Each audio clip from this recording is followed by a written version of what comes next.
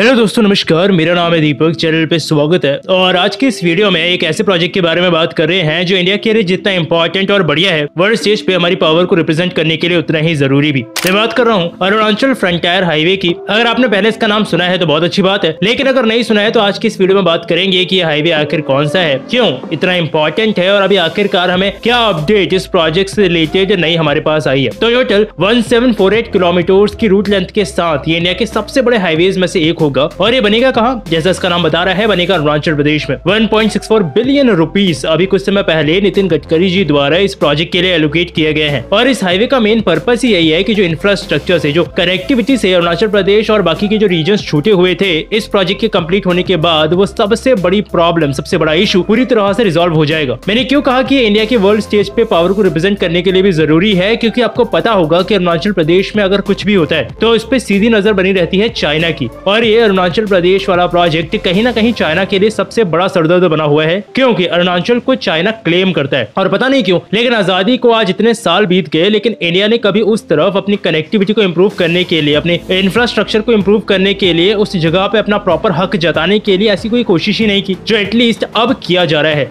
इस प्रोजेक्ट के खत्म होते ही एक सीमलेस कनेक्टिविटी हो जाएगी अरुणाचल प्रदेश की रेस्ट ऑफ इंडिया से, और जो एम्प्लॉयमेंट इससे जनरेट होगा, बाकी जो टूरिज्म वगैरह प्रमोट होगा, वो फायदा तो खैर प्रोजेक्ट लेकर के आएगा ही, क्योंकि नॉर्थ ईस्ट को हम कभी भी उसके पूरे पोटेंशियल पे यूज नहीं कर पाए टूरिज्म वगैरह के लिए। कनेक्टिविटी एक बड़ा इशू रहा हमेशा। और एक इंपॉर्टेंट चीज ये है कि ये प्रोजेक्ट इंडिया के लिए ऐसा नहीं है कि बनाना कोई बहुत बड़ी बात होगी। अब ये प्रोजेक्ट जरूरी हो चुका था, क्योंकि अगर आप चाइना की तरफ वाले बॉर्डर के हिस्से में चेक करोगे तो उन्होंने एक बहुत बड़ा इंफ्रास्ट्रक्चर तैयार कर लिया है अपनी तरफ, जो सीधी सी बात है कि इंडिया के लिए सिक्योरिटी इश्यूज तो लाता ही है। इसलिए इंडिया को भी इस तरह के प्रोजेक्ट्स कंट्री में बनाने की जरूरत है, जो कनेक्टिविटी को तो बढ़ाएगा ही, वहाँ टूरिज्म भी बढ़ाएगा, लेकिन साथ ही साथ अगर कभी बॉर्डर के लिए कोई भी इशू होता है तो वहाँ पे भी कंट्री को सर्व कर पाएगा। तो बाकी प्रोजेक्ट ऑलमोस्ट तैयार हो जाएगा कुछ समय में। ये एक इंपॉर्टेंट और जरूरी सी अपडेट थी, मुझे बताना चाहिए। आपको कुछ कहना हो इससे रिलेटेड मुझे कमेंट सेक्शन में डाल दीजिएगा। वीडियो में अभी के लिए इतना ही, मिलूंगा कल एक नई वीडियो में नई अपडेट के साथ। अपना ध्यान रखिएगा। अलविदा।